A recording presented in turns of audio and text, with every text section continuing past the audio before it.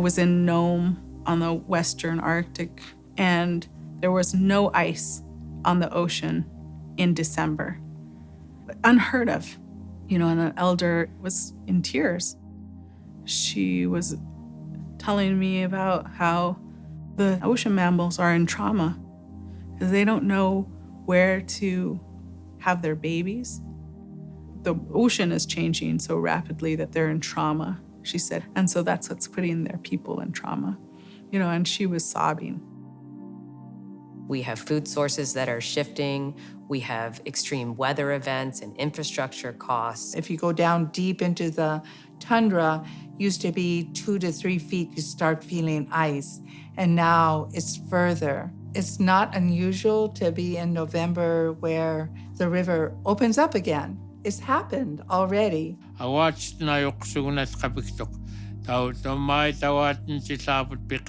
We have people that are traveling on ice that normally is frozen and they're falling through.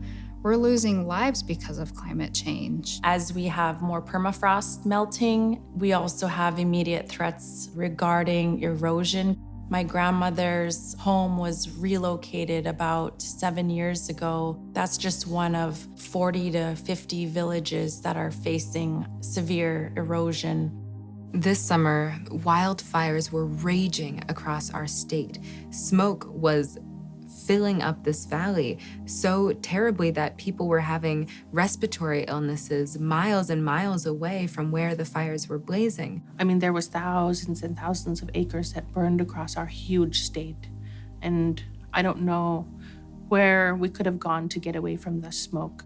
Climate change here in Southeast, I think, is taking its toll. This summer was crazy because it was the warmest summer we've ever had. We had record heat all across the state. We had record droughts. It hit 90 degrees in Anchorage for the first time ever. We had hundreds of thousands of salmon dying before they spawned all over the state. I think one of the most alarming stats I heard was that the rivers of South Central Alaska, the worst case modeling they did for 2069, we hit those this summer in 2019. I was fishing in Bristol Bay with my dad throughout the state. We were seeing salmon that were dying before they had an opportunity to reproduce just from heat stroke. So that is new and that is unprecedented. This year, we faced a serious drought in Southeast Alaska. So a lot of the salmon couldn't run up the streams. I was born and raised in Alaska and I haven't seen anything like this before. We're really at the edge of a cliff. We have to make some very drastic changes very, very quickly. Climate change is impacting not only, the resources and the daily lives of everybody here, but it's impacting 10,000 years of history in who we are. Everyone needs to come together and understand that our world is in turmoil and that climate change is happening, climate chaos is happening, and it's going to take all of us coming together to do this work. We can't wait anymore. Our waters are warming, our fish are dying, our lands are burning. We're in this place, we have no idea. I think it's already causing trauma on the land. It's starting to cause trauma on our kids. They have no idea what their life is going to be like. So, we work so hard to raise these issues, and yet we have so many people in this state who also continue to disbelieve that climate change is human caused.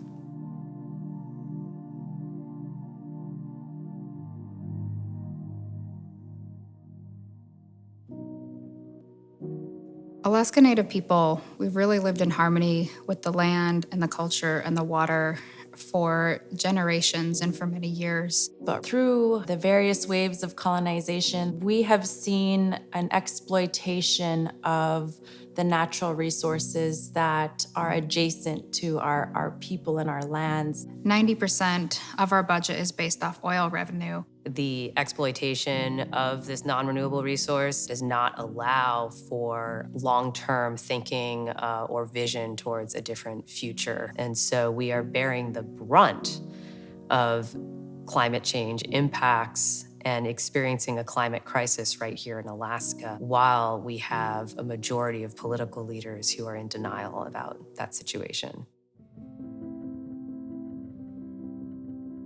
As Alaska and the rest of the world looks to shift away from an extractive economy, we believe that Native people have a lot of the answers. The solution is Indigenous knowledge, is uplifting the knowledge system of those peoples that have lived in healthy relationship with the land for time immemorial. Whenever we made a decision, it wasn't just a decision for us. It was made as a decision as a whole. We believe that it's possible to protect and preserve the sacred through movement building. That means hold one's identity up and culture up, traditional knowledge up, and own it in a way. For us, it's living our traditional way of life. So what we're working on with Native Peoples Action is how do we go back to that balance? Helping our neighbors, our elected leadership, our friends, vision an economy outside of what we've been told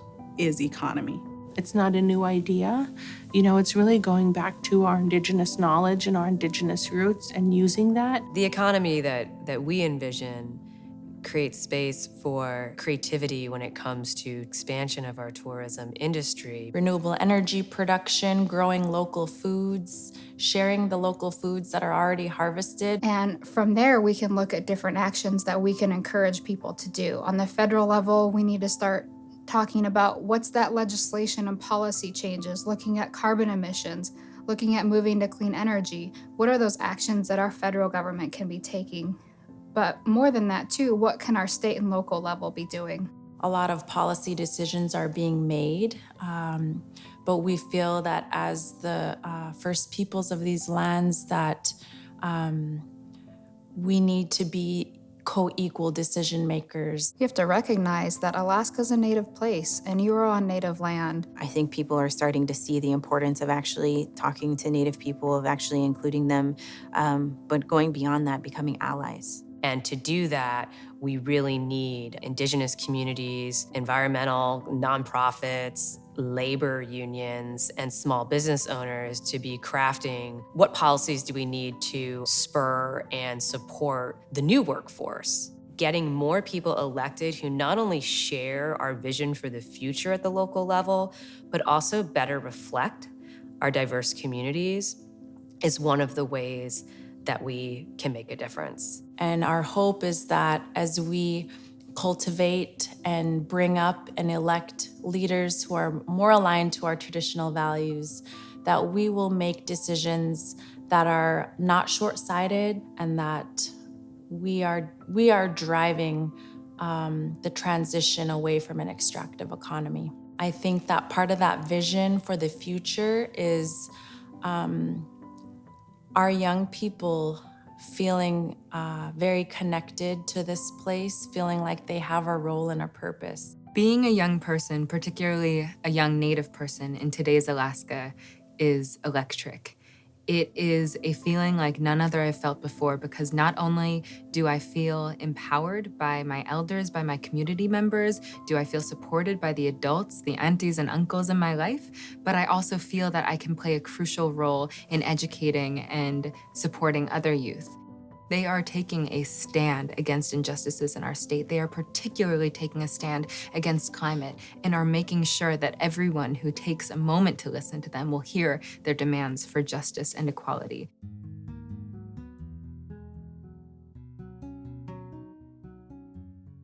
For too long, Alaskans have been told different stories about who we are and what we can be.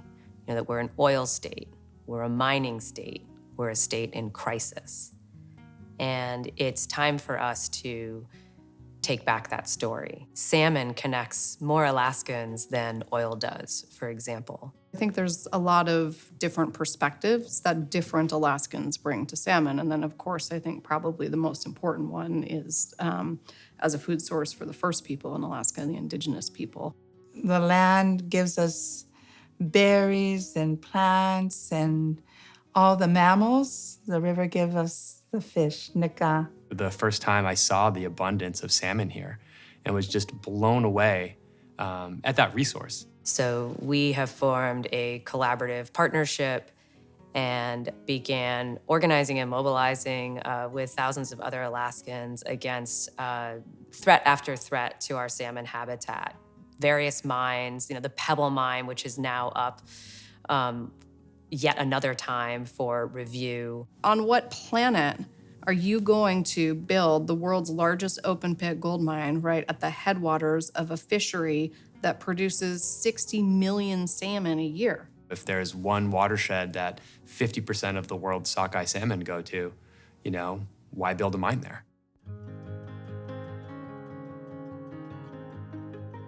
We are in an unprecedented time where we are being forced to face the consequences of our actions as a globe. Our ancestors saw this coming, and they've been telling us what we need to do to prepare.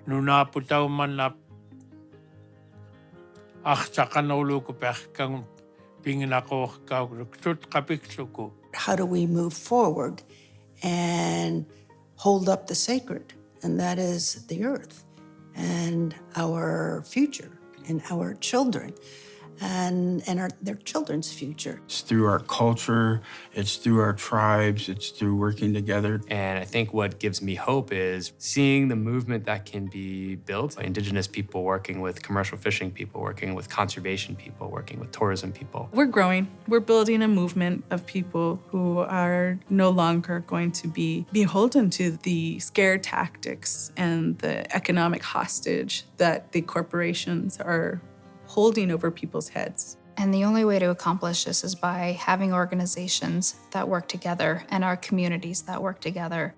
And that is young and old, that's urban and rural, that's Indigenous and non-Native individuals coming together.